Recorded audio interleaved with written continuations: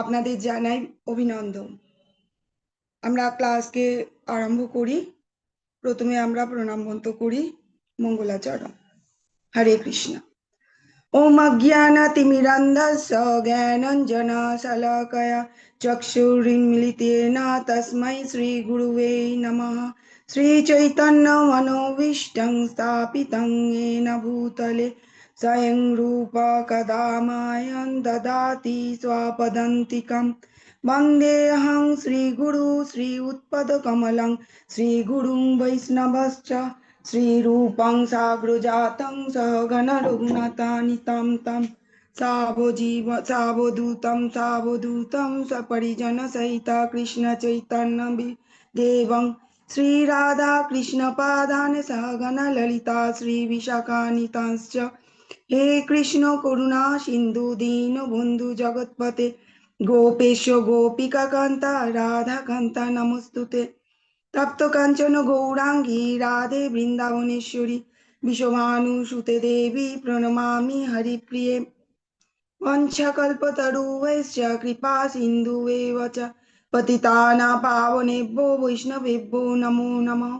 श्रीकृष्ण चैतन्य प्रभु नित्यानंद श्री अद्वैत गदाधर श्रीवासादि गौरभक्तवृंद। हरे कृष्ण कृष्ण कृष्ण हरे हरे, हरे राम राम राम हरे हरे।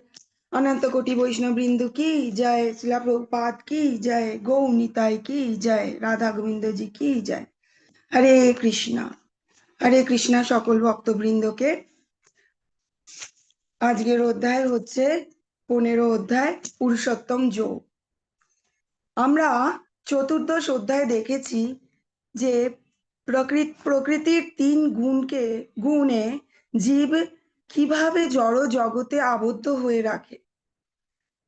এখন আমরা এই পঞ্চদশ অধ্যায়ে দেখব ভগবান শ্রীকৃষ্ণ বলবেন কিভাবে এই 3 গুণের ওপরে আমরা উঠতে পারবো। তিনি বলবেন কিভাবে জীব ব্রহ্মভূত অবস্থায় আসতে পারে। সেটা একমাত্রই উপায় হচ্ছে ভগবানের অনন্য শুদ্ধ ভক্তির মাধ্যমে। ভক্তি পথেই এই একমাত্র পথ হচ্ছে সেটি হচ্ছে এই 3 গুণের ঊর্ধ্বে ওঠা যায় এবং ব্রহ্মভূত পর্যায়ে আসা যায়। কৃষ্ণ আমাদের আরো বলবেন কি একটি বিশেষ অসত্য বৃক্ষের কথা এবং কিভাবে এই দৃঢ় মূলযুক্ত জড় জগতের বন্ধন গাছটি থেকে আমরা কাটতে পারবো বৈরাগ্যর মাধ্যমে। তো আমরা এই অধ্যায় পুরুষোত্তম যোগ আরম্ভ করছি।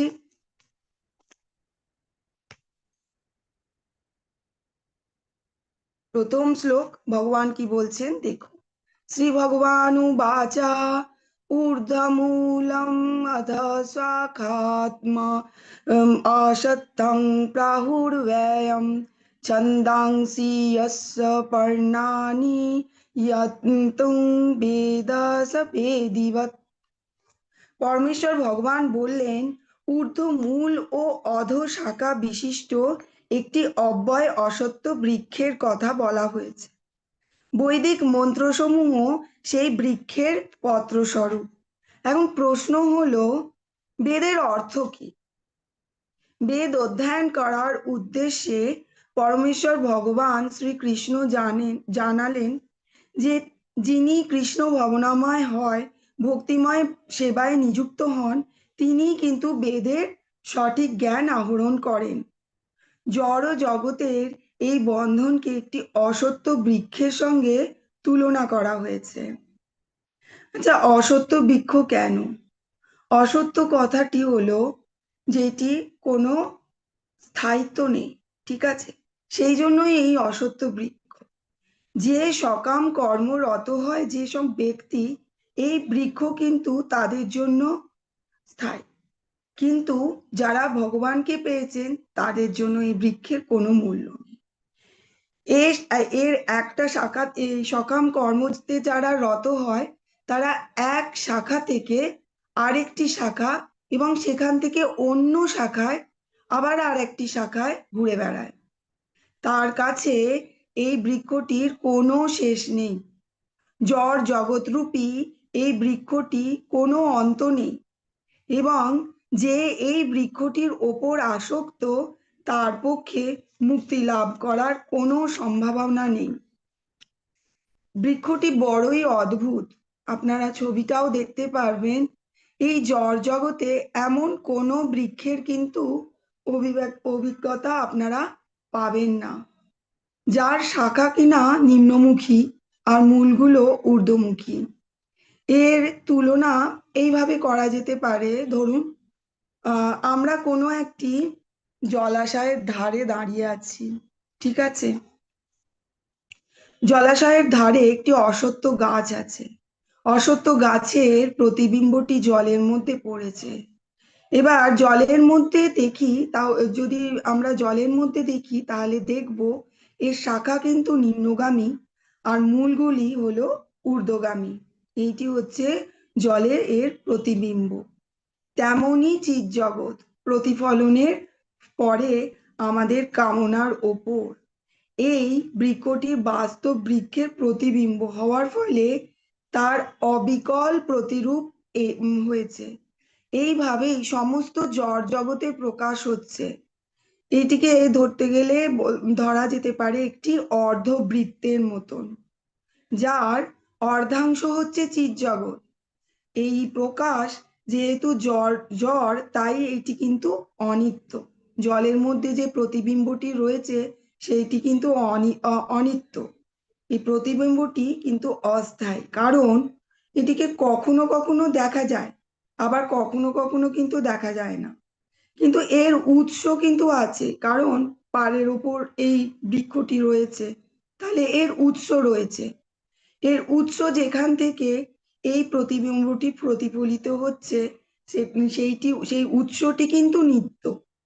সেই বৃক্ষের জড় প্রতিবিম্বটিকে কেটে বাদ দিতে হবে। যখন কেউ বেদ সম্বন্ধে জানেন, তখনই জানা যাবে যে তিনি এই জড় জগতের আসক্তি ছিন্ন করার বিষয়েও জানেন। তিনি যথার্থই বেদাজ্ঞ। দেখুন ছবিটিতে একটি মানুষ উল্টে রয়েছে। আমাদের স্থিতিও কিন্তু এরকম উল্টে কতক্ষণ ভাবে রাখা যায়, কিন্তু আমরা এইভাবেই উল্টে রয়েছি। দেখুন আসল আমাদের ঘর কোনটা, আসল আমাদের বাসস্থান কোনটা, এটা পরিষ্কার বোঝানো হয়েছে। এই পৃথিবীটি একটি সেতুর মতো। এখানে আমরা কর্ম করব, এবং সেই কর্মফল যদি ভগবানকে অর্পণ করি, ভগবানের উদ্দেশ্যে কর্ম করি, তাহলে সেই ফলে কিন্তু আমরা আবদ্ধ হব না, এবং আমরা এই জগতে যেতে পারবো, ভগবানের আসল ধামে আমরা প্রবেশ করতে পারবো। এবার ভগবান বলছেন এই অদ্ভুত বৃক্ষের বর্ণনা। দেখুন বৃক্ষটি ভালো করে ছবিটি দেখবেন, এবং ভগবান কি বলছে সেটা আমরা শুনি। অধশ্চর্ধং প্রসৃতাস্তুষ্য শাখা গুণা প্রবৃত্তা বিষয় প্রবালা অধশ্চ মূলান্ননুসন্ততানি কর্মানুবন্ধনী মনুষ্যলোকে। এই বৃক্ষের শাখাসমূহ জড় প্রকৃতির তিনটি গুণের দ্বারা পুষ্ট হয়ে অধোদেশে ও ঊর্ধ্বদেশে বিস্তৃত হয়েছে। ছবিটিতে সেই রকমই বোঝাচ্ছে। ইন্দ্রিয়ের বিষয়সমূহই এই শাখাগণের পল্লব। এই বৃক্ষের অধোদেশে প্রসারিত মূলও আছে, এবং সেইগুলি মনুষ্যলোকে সকাম কর্মে বন্ধনে আবদ্ধ। এই বৃক্ষের শাখাগুলিকে দেখুন, চতুর্দিকে ছড়িয়ে রয়েছে। নিম্নাংশে দেখুন মানুষ, পশু, গরু, ঘোড়া, কুকুর, বেড়াল আদি বিভিন্ন জীবের বৈচিত্র্যময় প্রকাশ রয়েছে। আর অধোমুখী শাখাগুলি অবস্থিত, এবং ঊর্ধ্বমুখী শাখাগুলিতে রয়েছে দেখুন দেবতা, গন্ধর্ব। ভালো করে ছবিটি লক্ষ্য করলে আপনারা বুঝতে পারবেন এই আদি উচ্চ প্রজাতির জীবসমূহ। বৃক্ষ যেমন জলের দ্বারা পুষ্ট হয়, এই বৃক্ষটিও কিন্তু পুষ্ট হয়। সেই পুষ্ট হয় কি করে? জড় প্রকৃতির তিনটি গুণের দ্বারা। বৃক্ষের পাতাগুলি ইন্দ্রিয়র বিষয়সমূহ বলে বিবেচনা করা হয়। প্রকৃতির বিভিন্ন গুণের বিকাশের ফলে ভিন্ন ভিন্ন ইন্দ্রিয়ের বিকাশ হয়, আর এই ইন্দ্রিয় দ্বারাই আমরা নানান রকম ইন্দ্রিয়ের বিষয়ের উপভোগ করি, যেমন চক্ষু, নাসিকা, কর্ণ আদি। এই সমস্ত ইন্দ্রিয়গুলি শাখায় অগ্রভাগে। সব থেকে কঠিন হচ্ছে জিহ্বা, এটি সব থেকে বিপজ্জনক, যে যা বিভিন্ন শাখার সঙ্গে বিভিন্ন ইন্দ্রিয়গ্রাহ্য বিষয়গুলিকে উপভোগ করতে পারে এবং এর প্রতি আসক্ত হয়। দেখুন এই বৃক্ষগুলি, বৃক্ষের বর্ণনা কিরম ভাবে হয়েছে, এর কোনো ভৌতিক অস্ত্র দ্বারা কিন্তু এই বৃক্ষকে ছেদন করা যায় না, কারণ এ সর্বদিকে বিস্তৃত। গৌণ মূলগুলি থেকে পাপ ও পুণ্যকর্ম করার প্রবণতা উদয় হয়, আর মুখ্য মূলগুলি আছে কি ব্রহ্মলোকে, অন্যান্য মূলগুলি রয়েছে মনুষ্যলোকে। আর উচ্চতরে গিয়ে পূর্ণ কর্মের ফল ভোগ করার পর এই নয় যে ওখানে স্থির হয়ে থাকবে, পূর্ণ কর্মফল যেই শেষ হবে মানুষ কিন্তু আবার এই পৃথিবীতে ফিরে আসবে পুনরায় নতুন কর্ম করতে, এবং আবার সে কর্মফলের মধ্যে আবদ্ধ হবে। এই প্রকারে এই বৃক্ষের স্বরূপ এই জড় জগতের উপলব্ধি হয় না, এর আদি অন্ত ও স্থিতি যে কোথায় কেউ বুঝতে পারে না। তীব্র বৈরাগ্য রূপ অস্ত্রের দ্বারাই এই দৃঢ় মূল এই বৃক্ষকে ছেদন করে সত্য বস্তুর অন্বেষণ করাই কর্তব্য, যেখানে গমন করলে পুনরায় ফিরে আসতে হয় না। শরণাগতি হচ্ছে আসল আসল উপায়। এবার দেখুন এই বৃক্ষ কবে থেকে হয়েছে, স্মরণাতীত কাল হতে যার থেকে সমস্ত কিছু প্রবর্তন হচ্ছে, সেই বিস্তৃত হচ্ছে, সেই আদি পুরুষের প্রতি আমাদেরকে শরণাগত হওয়া উচিত। বৃক্ষটির শুরু কেউ দেখতে পায় না, তবুও তা খুঁজে বার করতে পারাটাই উচিত। এবার দেখুন প্রভুপাদজি একটা খুব ভালো উদাহরণ দিয়েছেন। দেখুন আমি আমার পিতার পুত্র, ঠিক আছে, প্রভুপাদজি বলেছেন এইভাবে বুঝতে যে আমি আমার পিতার পুত্র। এবার আমার পিতাকে, আমার পিতা হচ্ছে অমুক ব্যক্তির পুত্র। এইভাবে এইরকম করতে করতে করতে করতে এর আদি কোথায়, এইভাবে আমরা অনুসন্ধান করতে করতে মানুষ ব্রহ্মতে এসে পৌঁছয়। এবার এই ব্রহ্মাই হচ্ছে আসল উৎপত্তি, যা জীবের উৎপত্তি। এবার যিনি ব্রহ্মা, তিনি এই জীব জগৎ তৈরি করেছিলেন, এবং তাকে কে তৈরি করেছিলেন, গর্ভধোক্সায় বিষ্ণু। তো এইভাবে আমরা বুঝতে পারছি আসল আমরা ভগবান থেকেই আমরা উৎপন্ন হয়েছি। অবশেষে এইভাবে কেউ পরমেশ্বর ভগবানের কাছে পৌঁছানোর উপায়টি জানেন, তখনই গবেষণার তার শেষ হয়। কোনো ভৌতিক অস্ত্র এই বৃক্ষকে কাটা যায় না। বৃক্ষটির উৎসরূপ হচ্ছে পরমেশ্বর ভগবানের অনুসন্ধান করতে হবে। ভগবান নিজেই বলছেন অহং সর্বস্ব প্রভাব, আমি সবকিছুর উৎস। ভক্তিময় সেবার মাধ্যমেই এই বৃক্ষকে ছেদন করে বৃক্ষের বন্ধন থেকে মুক্ত হতে হবে। শ্রীকৃষ্ণের সুন্দর চরণে আত্মসমর্পণ করা মাত্রই স্বাভাবিকভাবেই এই বৃক্ষকে আমরা ছেদন করতে পারবো।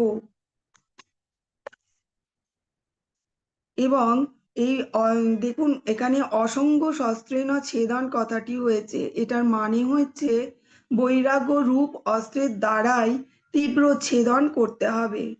একটি ভৌতিক গাছকে কিন্তু অভৌতিক অস্ত্র দিয়েই ছেদন করতে হয়, কিন্তু এইটিকে করতে হবে বৈরাগ্যময় অস্ত্র দিয়ে। এই বৃক্ষকে এছাড়া কোনো উপায় নেই। এবার এই বৈরাগ্য আসবে কি করে, যত আমরা কৃষ্ণের প্রতি আকর্ষিত হব, এবং সেই আকর্ষণও হবে কি করে, শ্রবণ কীর্তন স্মরণ ইত্যাদি অনুশীলনের মাধ্যমে আমরা যত বেশি কৃষ্ণের প্রতি আকর্ষিত হব, তত ধীরে ধীরে এই বৈরাগ্য উৎপন্ন হবে।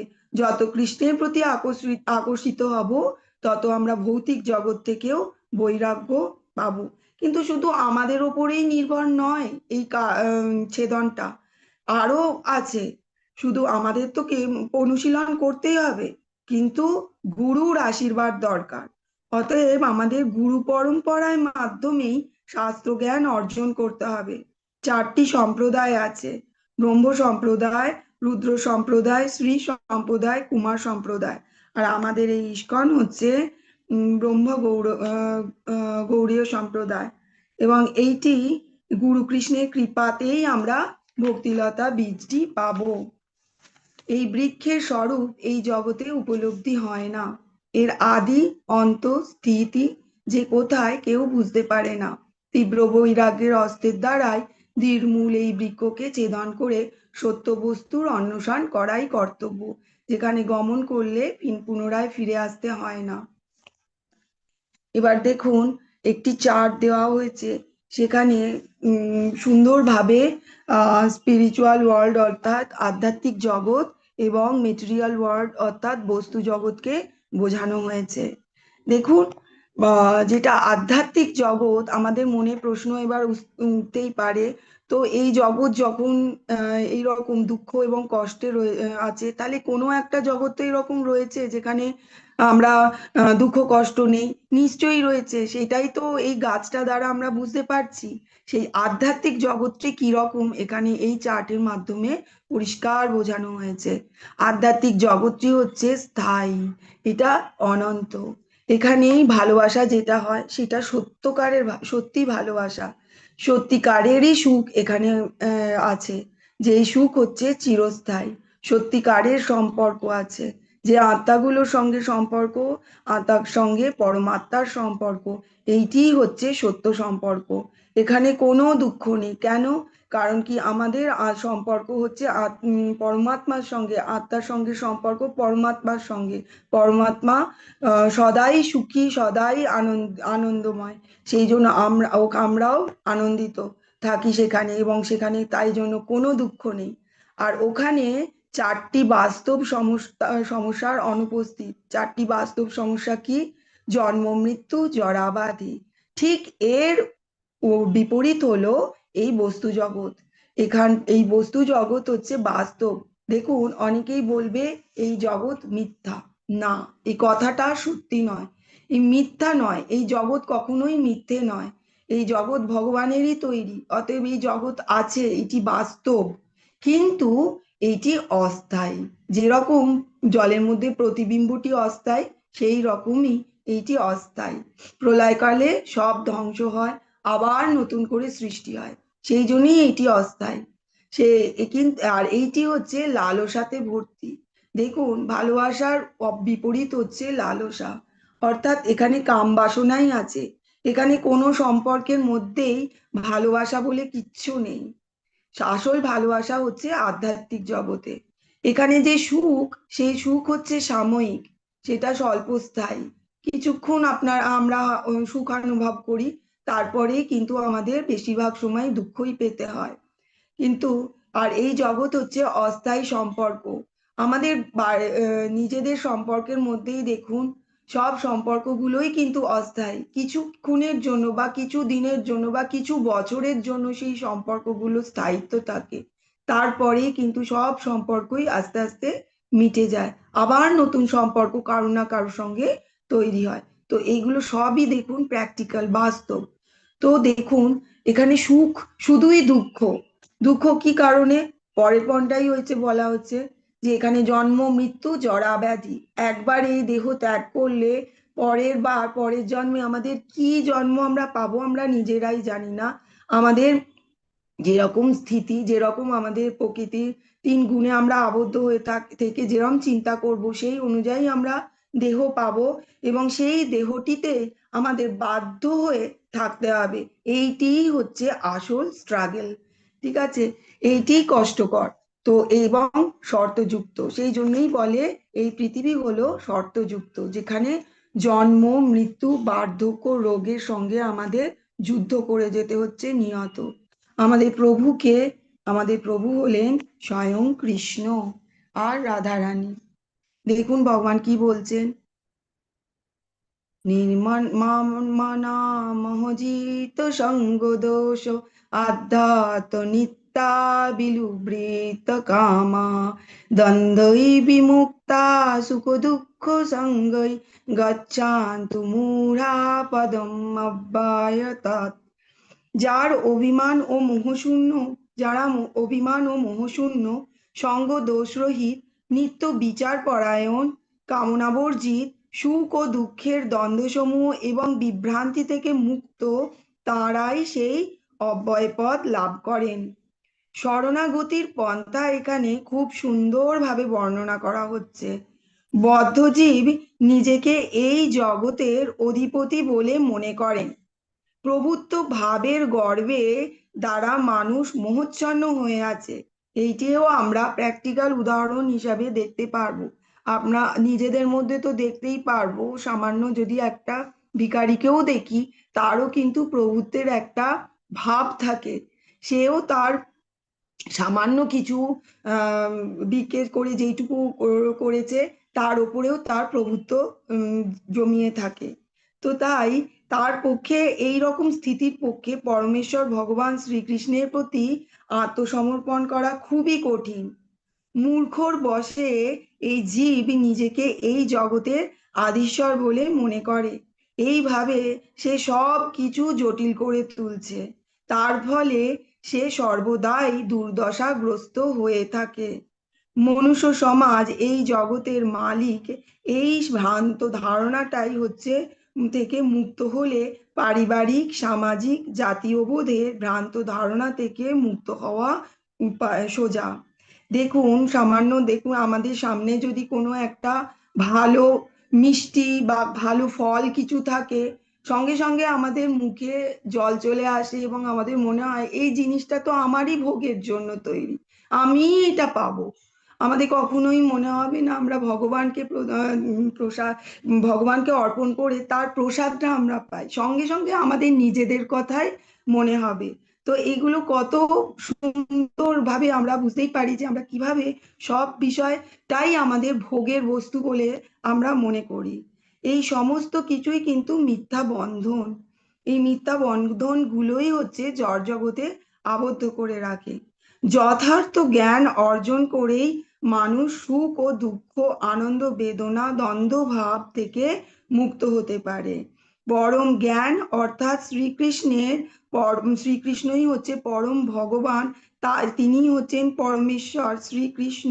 তার চরণেই আত্মসমর্পণ করাটাই আমাদের উচিত। এইটিই হলো কিন্তু আসল জ্ঞান। ভগবান বলছে, না তৎ ভাসতে সূর্য না শশাঙ্ক না পাবকঃ যদ্গত্তা না নিবর্তন্তে তদ ধাম পরমং মম। দেখুন, আমরা এতক্ষণ ধরে তো শুনে এলাম যে আমরা যে জগতে রয়েছি সেই জগৎ দুঃখ কষ্ট। তো স্বাভাবিক কারণেই আমাদের এবার মনে প্রশ্ন উঠতে পারে, তো সেই ধাম কি, ভগবানের পরম ধাম কি, যেখানে গেলে আর ফেরত আসতে হয় না? সেই ধামের বর্ণনাটা আমাদের খুবই এবার শুনতে ইচ্ছে করছে। তো এবার ভগবান নিজের পরম ধামের বর্ণনা করছেন, যেখানে গেলে জড় জগতে আর ফিরে আসতে হয় না।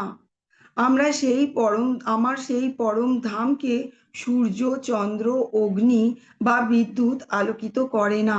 চিন্ময় জগৎ বা পরমেশ্বর ভগবান শ্রীকৃষ্ণের ধাম কৃষ্ণলোক বা গোলক বৃন্দাবন সম্বন্ধে এখানে ভগবান বর্ণনা করছেন।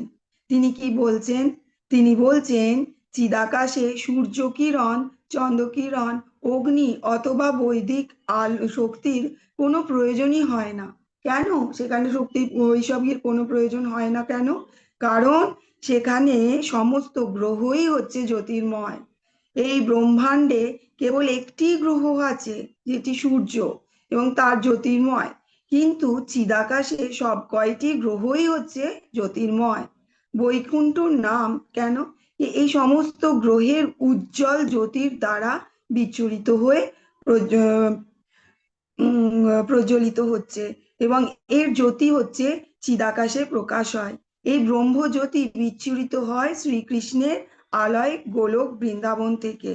সেই অতি উজ্জ্বল যদি কিছু অংশই মহত্তত্ব দ্বারা আচ্ছাদিত, সেইটি হলো এই জড় জগৎ। এবং সেই জন্যই এইখানে সূর্যের প্রয়োজন হয়। ভগবানের জ্যোতি এখানে আসতে পারে না, কিন্তু বৈকুণ্ঠের লোকে সমস্ত গ্রহতেই ভগবানের সেই জ্যোতি পৌঁছয়। এই জীব যতক্ষণ পর্যন্ত অন্ধকার জগতে থাকে ততক্ষণ বদ্ধ জীবন যাপন করে। তাই জন্যই তো দেখুন, অন্ধকারে এখন যেমন অন্ধকার, আমাদের এই লাইটের প্রয়োজন হয়েছে। ঠিক আছে, সেই জন্যই আমাদের আমাদের এই জগৎকে বলে অন্ধকার জগৎ। কিন্তু যখনই সে জড় জগতের মিথ্যা বিকৃত বৃক্ষটি কেটে ফেলে এবং চিৎ জগতে প্রবেশ করে, তখনই সে মুক্ত হয়।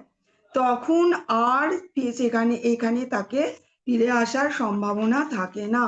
তাহলে দুটি কোয়েশ্চেনের উত্তর পাওয়া যাচ্ছে, যে ওই যে জায়গাটা কিরকম এবং জায়গাতে গেলে কি আর সে ফেরত আসে। এখানে পরিষ্কার ভগবান বলছে, একবার সেই জায়গাতে যেতে পারলে আর এই যে অন্ধকারময় জগতে ফেরত আসা যায় না, ফেরত কেউ আসে না। এই শ্লোকে দেখুন, পরমং মম শব্দটি খুব গুরুত্বপূর্ণ। প্রকৃতপক্ষে সবকিছুই ভগবানের সম্পত্তি, কিন্তু চিৎজগৎ হচ্ছে পরমম, অর্থাৎ সেখানে ভগবানের ষড়ৈশ্বর্য পূর্ণ এবং চিদাকাশে পরমেশ্বর ভগবানের অন্তরঙ্গ শক্তি অর্থাৎ রাধারানী শক্তি দ্বারা উদ্ভাসিত। সেই পরম ধাম প্রাপ্তি হওয়ার যায় কেবল ভগবানের চরণে আত্মসমর্পণ করার মাধ্যমে, এছাড়া কোনো উপায় নেই।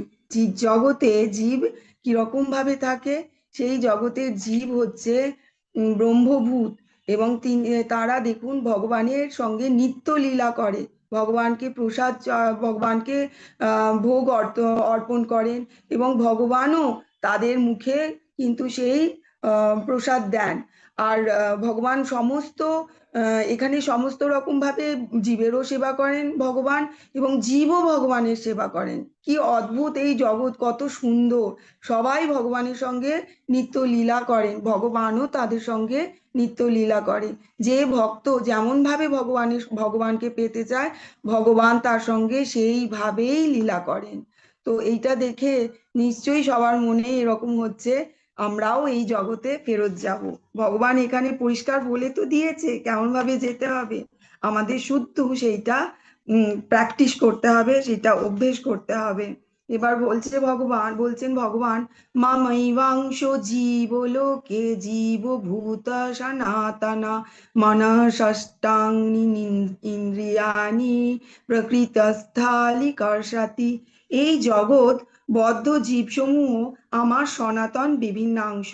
জড় প্রকৃতির বন্ধনে আবদ্ধ হওয়ার ফলে তারা মন সহ 6টি ইন্দ্রিয়ের দ্বারা প্রকৃত রূপ ক্ষেত্রে কঠোর সংগ্রাম করছে। জীব হচ্ছে ভগবানের অতি ক্ষুদ্র বিভিন্নাংশ, আর বিষ্ণু তত্ত্ব সাংশ প্রকাশে, এবং জীবসত্তা বিভিন্ন অংশের প্রকাশ। তার অংশ প্রকাশ হচ্ছে কি কি, তিনি রামচন্দ্র, নরসিংহদেব, ঠিক আছে, বিষ্ণু সব মূর্তিগুলো, এবং বিভিন্ন বৈকুণ্ঠ লোকের অধিষ্ঠাতাও হচ্ছে তার অংশ রূপ। আর এই বিভিন্ন অংশ জীবসমূহ এনা হচ্ছে ভগবানের নিত্য দাস, কিন্তু আমরা তো প্রভু বলে নিজেদেরকে মনে করছি, সেই জন্যই আমরা বিপদে পড়ে রয়েছি। বিভিন্ন অংশ হওয়ার জন্য জীবের মধ্যেও ভগবানের আংশিক গুণ রয়েছে।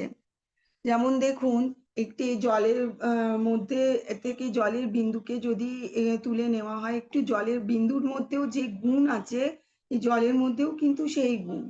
আবার এই 5টি আঙুলের মধ্যে একটি আঙুলকে যদি আলাদা করা হয়, তো আর বাকি আঙুলগুলোর মধ্যেও যে গুণ, একটি আঙুলের মধ্যেও কিন্তু সেই গুণ আছে। দেখুন এখানে পরিষ্কার ছবিতে কি সুন্দরভাবে বর্ণনা করা হয়েছে, যে একটি আগুনের গোলা, এবং আগুনের গোলা থেকে ফুলকি বেরোচ্ছে। তো এই আগুনের গোলা থেকে ফুলকি বেরোচ্ছে মানে এই ফুলকিগুলোর মধ্যেও যে গুণগুলো আছে সেগুলো আগুনের গোলার থেকে আলাদা তা নয়। ফুলকির মধ্যে যে গুণগুলো আছে সেগুলো কিন্তু আগুনের গোলার মধ্যেও রয়েছে, কিন্তু আগুনের গোলার আকার অনেক অনেক বড়, ফুলকির আকার অনেক ছোট। ঠিক সেই রকম ভাবেই কৃষ্ণ হচ্ছে সচ্চিৎ আনন্দ, আমরাও সচ্চিৎ আনন্দ, আমাদের আসল স্বরূপ হচ্ছে আমরাও সচ্চিৎ আনন্দ। কিন্তু এই ভৌতিক সংসারে এসে ভৌতিক মায়ায় আমরা তিন গুণের দ্বারা আবদ্ধ হয়ে আমরা সেটা ভুলে গেছি, এবং আমরা আমাদের গুণগুলো ভগবানেরই মতন, কিন্তু আমরা পরিমাণে এক নই। আমরা কোনো অংশেই ভগবানের সমানও হতে পারবো না, ভগবানের ওপরেও উঠতে পারবো না। বা আমরা স্বতন্ত্র, আমাদের যে আসল পরিচয়, আমরা হচ্ছে ভগবানের দাস, এবং সেইভাবেই আমরা থাকবো। ভগবান বলছেন, শরীরং যদাবন্তি যচ্ছান পুত্রক্রমান্তি ষড় গৃহত্যৈতানি সংয়াতি বায়ুর্গন্ধে নিবাসায়াত।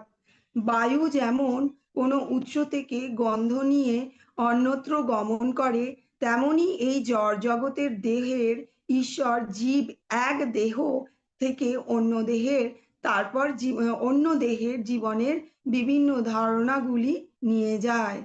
মানুষ তার চেতনাকে যেভাবে গড়ে তুলবে, তা তাকে মৃত্যুর পর পরবর্তী দেহতে সেইভাবেই নিয়ে যাবে।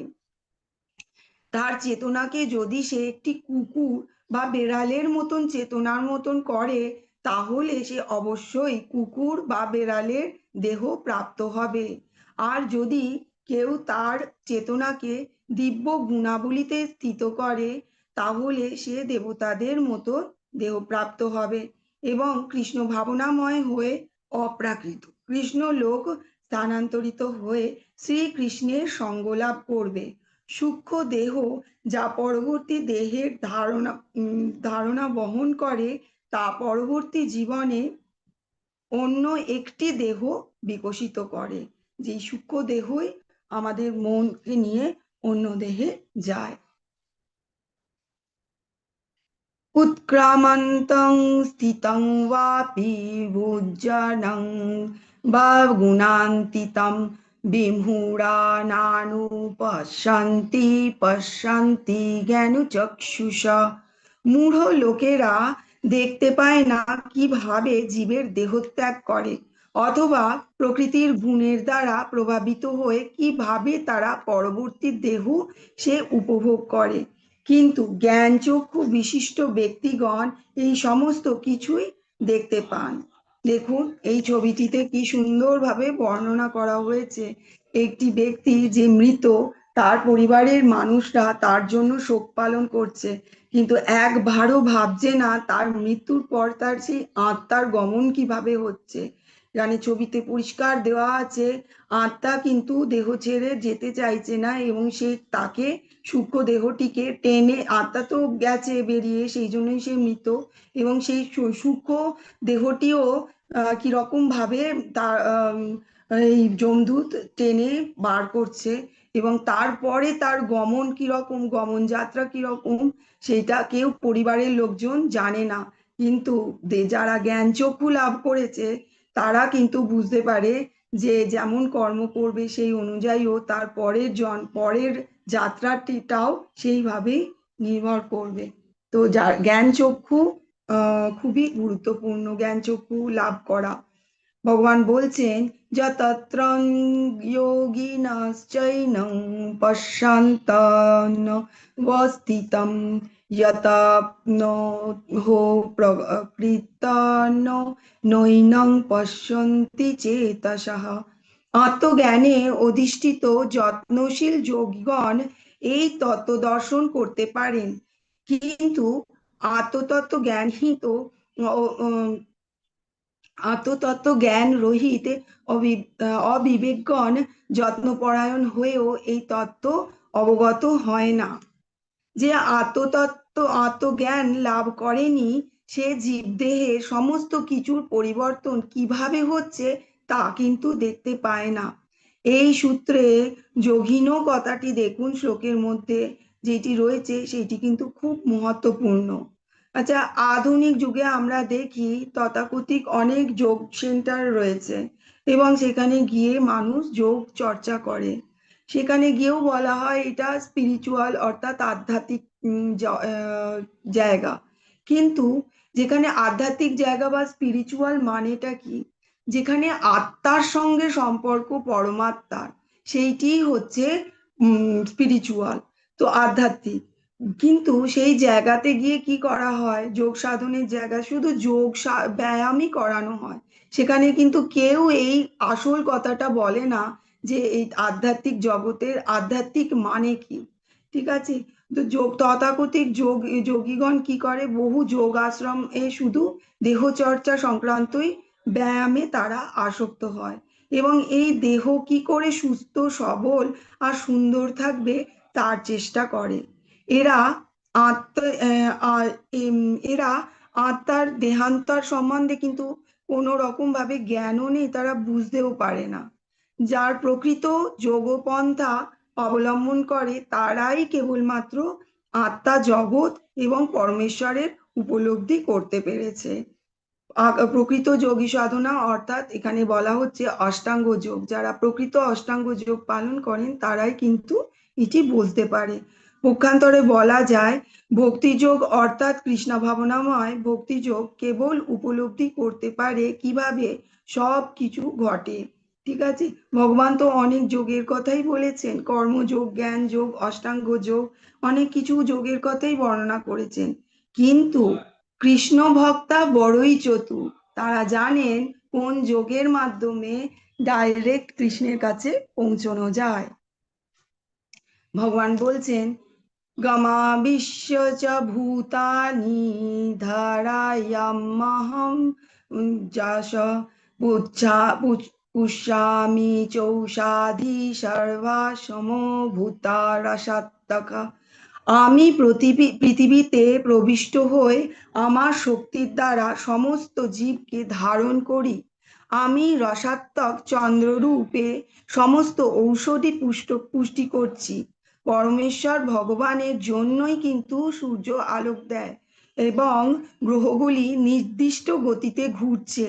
তিনি ধারণ না করলে গ্রহগুলি মহাশূন্যে বিক্ষিপ্ত হয়ে ছড়িয়ে পড়ত ও বিনাশ হতো। দেখুন ভগবদ গীতা কি বলছেন, চন্দ্র সমস্ত বনস্পতির পুষ্টি সাধন করে। চন্দ্রর প্রভাবে বনস্পতির সুস্বাদু হয়, রসালো সুস্বাদু যুক্ত হয়। ভগবানের শক্তির প্রভাবেই এমনটি সম্ভব। অহং বৈশানবো ভূতা প্রণানীলং দেহমাশ্রিতা প্রাণাপান সমায়ুক্ত পচাম্যন্নং চতুর্বিধম। আমি জঠরাগ্নি রূপে প্রাণীগণের দেহে আশ্রয় করে প্রাণ ও অপান বায়ুর সংযোগে 4 প্রকারের খাদ্য পরিপক্ক করি। আয়ুর্বেদ শাস্ত্রতেও আমরা দেখেছি, আয়ুর্বেদ শাস্ত্রের মাধ্যমে জানা যায় জঠরে এক ধরনের অগ্নি আছে যা সমস্ত খাদ্যদ্রব্যকে হজম করতে সাহায্য করে। সেই অগ্নি প্রজ্বলিত না হলে খিদে থাকে না, তখন আমাদের কি হয়, আমরা বলি ডাইজেশনের প্রবলেম হচ্ছে, তখন চিকিৎসার প্রয়োজন হয়। এই অগ্নি পরমেশ্বরের প্রতিনিধি, ভগবান অগ্নিরূপে উদরে স্থিতি হয়ে সমস্ত রকমের খাবারকে পরিপাক করছেন। ভগবান আমাদের জন্য কত কিছু করছেন দেখুন। ভগবান আমাদের শরীরে কোথায় থাকেন, এবার ভগবান বলছেন সর্বচ্চ চাহং হৃদি সন্নিবিষ্ট মত্তস্মি সর্বস্ব চাহং হৃদি সন্নিবিষ্ট মত্তস্মৃতির জ্ঞানামহপঞ্চ বৈদেশ্চ সর্বে অহমেব বেদ বেদান্তি কৃদ বেদবিদেব চাহম। আমি সমস্ত জীবের হৃদয়ে অবস্থিত এবং আমার থেকেই স্মৃতি, জ্ঞান ও বিস্মৃতি হয়। আমি সমস্ত বেদের জ্ঞাতব্য এবং আমি বেদান্ত কর্তা ও বেদজ্ঞ।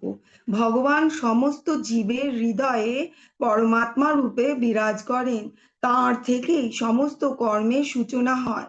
জীব তার পূর্বজীবনের সব কথা ভুলে গেছে, কিন্তু তাকে সমস্ত কর্মের সাক্ষী রূপে একমাত্র পরমেশ্বরের নির্দেশ অনুযায়ী কর্ম করে যেতে হয়। আমরা সমস্ত কিছু ভুলে গেছি, পরমেশ্বর কিন্তু আমাদের কিছুতেই ভোলেনি, বা আমাদের কোনো কর্মই তিনি ভোলেননি। ভগবান সবার হৃদয়ে সব সময় বিরাজ থাকে। দেখুন, চারটি বেদের কথা এখানে বলা হয়েছে: ঋগ্বেদ, যজুর্বেদ, সামবেদ এবং অথর্ববেদ। দেখুন, ছবিটিতে আছে অর্জুন, কিন্তু কত সুন্দর অর্জুনের লক্ষ্য স্থির ছিল। কোনো রকম ভাবেই অর্জুনের লক্ষ্য কিন্তু উম, আহ, বিলক্ষ্য হতো না। আমাদেরও কিন্তু লক্ষ্য লক্ষ্য স্থির রাখতে হবে। আমাদের লক্ষ্য কি? আমাদের লক্ষ্য হচ্ছে কৃষ্ণ। সেইভাবেই আমাদেরকে এগিয়ে নিয়ে যেতে হবে নিজেদেরকে কৃষ্ণের চরণে। यो मामेवाशमूढ जानाति पुरुषोत्तम स सर्वविद भजाति মাং সর্বভাবেশ ভারত। হে ভারত, যিনি সন্দেহাতীত ভাবে আমাকে পুরুষোত্তম বলে জানেন, তিনি সর্বজ্ঞ এবং তিনি সর্বতোভাবে আমাকে ভজনা করেন। বৈদিক জ্ঞানকে বলা হয় শ্রুতি, অর্থাৎ শ্রবণের মাধ্যমেই শেখা। প্রামাণিক সূত্র শ্রীকৃষ্ণ ও তার প্রতিনিধি, তার কাছ থেকেই কেবল বৈদিক জ্ঞান লাভ করা উচিত। বিনীত ভাবে ভগবদ গীতাকে শ্রবণ করতে হবে। ভগবান নিজে বলেছেন কিরম ভাবে আমাদের ভগবদ গীতার জ্ঞান আমাদের শ্রবণ করতে হবে, অতি বিনীত ভাবে। যে জীব সদাই শ্রীকৃষ্ণের অধীন তত্ত্ব এইরকম ভাবে শ্রবণ করেন, তিনি পরম জ্ঞান লাভ করেন। দেখুন, এই শ্লোকেতে ভজাতি শব্দটি আছে। ভজাতি শব্দটি হচ্ছে খুবই মহত্বপূর্ণ, কারণ এই ভজাতি মানে হচ্ছে কি ভজনা করা। বৈষ্ণব পরম্পরায় অনুযায়ী শ্রীকৃষ্ণের সেবায় নিযুক্ত হন, শাস্ত্রে কখনো সন্দেহ করবেন না। হরে কৃষ্ণের মহামন্ত্রই হচ্ছে একমাত্র উপায়। শাস্ত্রে শাস্ত্রে কখনোই সন্দেহ করবেন না, কখনো ঈশ্বরকে সন্দেহ করবেন না। কৃষ্ণই আমাদের একমাত্র লক্ষ্য। যদি কেউ কৃষ্ণের লক্ষ্যে না খুঁজে শুধু বেদই অধ্যয়ন করে, তাহলে কি? তবে সে কেবল তার মূল্যবান সময়টি নষ্ট করছে। প্রভুপাদজি আমাদের এই কথাটি বলেছেন যে শুধুমাত্র বেদের মন্ত্রগুলো আমরা উচ্চারণ করে গেলাম, অথচ সেই মন্ত্রগুলো শুধু বললাম সবাইকে এবং সবাই জানলো কত ভালো বেদ আমরা পড়ি, কিন্তু আমরা শ্রীকৃষ্ণকেই খুঁজে পেলাম না বেদের মধ্যে, তাহলে আমাদের এই অধ্যয়ন কিন্তু বৃথা। আসল কৃষ্ণকে যে জানে, সে বেদকেও জানে। ভগবান বলছেন, ইতি গুহ্যং শাস্ত্রম শাস্ত্রমিদম মুক্ত মায়ালম এতৎ বুদ্ধা বুদ্ধিমান সৎ কৃতশ্চ ভারত। হে নিষ্পাপ অর্জুন, হে ভারত, এভাবেই সবচেয়ে গোপনীয় শাস্ত্র আমি তোমার কাছে প্রকাশ করলাম। যিনি এই তত্ত্ব অবগত হন, তিনি প্রকৃত বুদ্ধিমান এবং তিনি কৃতার্থ হন। দেখুন, ভগবান অর্জুনকে নিষ্পাপ সার্টিফিকেট দিয়ে দিয়েছেন, আমাদের কবে দেবেন সেটি হচ্ছে প্রশ্ন। তিনি অর্জুনকে অমোঘ বলছেন। ঠিক আছে, অমোঘ হচ্ছে নিষ্পাপ। যতক্ষণ পর্যন্ত না মানুষ সব রকম পাপ থেকে মুক্ত হচ্ছে, ততক্ষণ পর্যন্ত শ্রীকৃষ্ণকে জানতে পারা সম্ভব নয়। দৃঢ়তার সাথে কৃষ্ণ ভাবনাময় হয়ে শ্রীকৃষ্ণকে মনে করতে হবে, সম্পূর্ণভাবে তার প্রতি আত্মসমর্পণ করুন।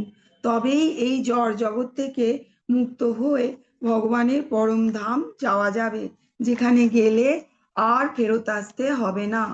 জন্ম মৃত্যু জরা ব্যাধি, এই ভৌতিক দুনিয়ায় আর ফিরে আসতে হবে না। জন্ম মৃত্যু জরা ব্যাধি, এই ভৌতিক জগৎ হচ্ছে আহ সত্য নয়, এবং এই জগৎ হচ্ছে অনিত্য। তো এই জগতে আমাদের আর ফেরত আসতে হবে না, যদি আমরা হরে কৃষ্ণের মহামন্ত্র 24 ঘন্টা জপ করে যাই। তো এই অধ্যায় থেকে দেখুন, এই অধ্যায় থেকে আমরা কি শিখছি। এই অধ্যায় থেকে আমরা শিখছি, আমি একটু এর সারাংশটা বলে দিচ্ছি। এই অধ্যায় থেকে অধ্যায়ের প্রথম 5টি শ্লোকে হৃদয়ের সমস্ত দুর্বলতা থেকে মানুষের মুক্তি হওয়ার পদ্ধতি বর্ণনা হয়ে আছে। এবং অধ্যায়ের বাকি অংশে ষষ্ঠ শ্লোক থেকে শেষ পর্যন্ত পুরুষোত্তম নিয়ে ভগবান বলেছেন। এবং আরো কি জেনেছি, দৃঢ় মূলযুক্ত বৃক্ষটি বৈরাগ্যর অস্ত্র দিয়েই কেটে ফেলতে হবে। কোনো ভৌতিক অস্ত্র দ্বারা এটি কাটা সম্ভব নয়। যত বেশি কৃষ্ণের প্রতি আমাদের আসক্তি বাড়বে, তত বেশি ভৌতিক জগৎ থেকে আমাদের আসক্তি কমবে। আর তার ফলে জীব আসল সমস্যা জন্ম মৃত্যু জরা ব্যাধি থেকে মুক্ত হয়ে ভগবানের পরম ধাম ফেরত যেতে পারবে। সবার আমরা এবং এর ফল কি হবে, ফলে আমরা, আচ্ছা, ভগবদ গীতাতে আমরা যে পড়েছি, আমরা ভগবদ গীতার পড়ার ফলটা কি হয়েছে, সবার প্রথম আমরা জানতে পেরেছি যে আমরা আত্মা নই, আমরা আত্মা, আমরা শরীর নই। তারপর আমরা কি জানতে পেরেছি, আমরা হচ্ছি ভগবানের অংশ। তারপর আমরা কি জানছি, আমাদের পরিচয় হচ্ছে ভগবানের নিত্য দাস। এবং তারপর এই অধ্যায়ে আমাদের কি আমরা জানতে পাচ্ছি, আমাদের আসল ঠিকানা হচ্ছে পরম ভগবান পরমেশ্বর, পরম ধাম হচ্ছে আমাদের আসল ঠিকানা। এবং এই ঠিকানাতেই আমাদের ফেরত যেতে হবে। তো আমার সঙ্গে সবাই মিলে বলুন, হরে কৃষ্ণ কৃষ্ণ কৃষ্ণ হরে হরে, হরে রাম রাম রাম হরে হরে। অনন্ত কোটি বৈষ্ণববৃন্দ কি জয়, শিলা প্রভুপাদ জি কি জয়। হরে কৃষ্ণ। হরে কৃষ্ণ সবাইকে। যদি কারোর কোনো প্রশ্ন থাকে অবশ্যই জিজ্ঞেস করতে পারেন।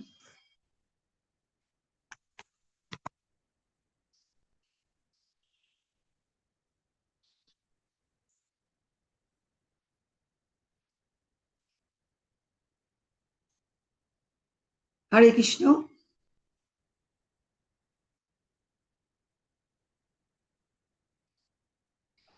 কারোর কোনো প্রশ্ন নেই,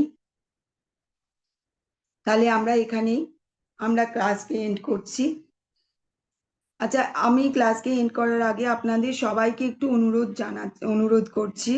মাতাজি রোজ লিঙ্ক শেয়ার করেন মঙ্গল আরতির জন্য। আপনারা অবশ্যই ভোরবেলা 4:30-র সময় যোগ দিন। টেম্পলে অ্যানাউন্স হয় অন্যান্য গ্রুপের অন্যান্য ডিপার্টমেন্ট থেকে, যেমন ধরুন তামিল তেলেগু সব রকম ডিপার্টমেন্টই আছে, হিন্দি ইংলিশ সবাই যোগদান করে। এবং বাঙালি গ্রুপে বাঙালি ডিপার্টমেন্ট থেকে একজনই শুধু ভক্ত, যিনি মাঝে মধ্যে যোগদান করেন। আপনাদের সবাইকে অনুরোধ করা হচ্ছে, দেখুন একটু অভ্যেসটাকে পরিবর্তন করলেই আমরা কিন্তু ভগবানের চরণে যেতে পারবো। এই এত সুন্দর সৌভাগ্য আমাদের মনুষ্য জীবনে টা পেয়েছি আমরা। এইটি আমি অনুরোধ করছি, আপনারা অবশ্যই এইটিকে কাজে লাগান। এবং আমাদের দিন যদি আমরা ভগবানের শ্রী সুন্দর রূপ দর্শন করে আমরা দিনটা আরম্ভ করি, আমাদের দিন সত্যিই সুন্দর যাবে। আমি কালকেও বলেছি যে ভোরে ওঠাটা কিন্তু চ্যালেঞ্জের নয়, চ্যালেঞ্জটা কিসে, তাড়াতাড়ি ঘুমোতে যাওয়া। তো আমি সবাইকে অনুরোধ করছি, একটু ঘুম থেকে তাড়াতাড়ি উঠে ভগবানের শ্রীরূপ দর্শন করুন। এই দর্শন করার সুযোগ পাচ্ছেন অনলাইনেই বসে, ব্যাঙ্গালুরু ইসকন থেকে আয়োজিত হচ্ছে। কিছুই নয়, সেই লিঙ্কটাকে খালি প্রেস করতে হবে আর কৃষ্ণের সাথে জুড়ে যেতে হবে। তো আমি কাল যেন দেখতে পাই ভক্তরা সবাই যারা উপস্থিত আছে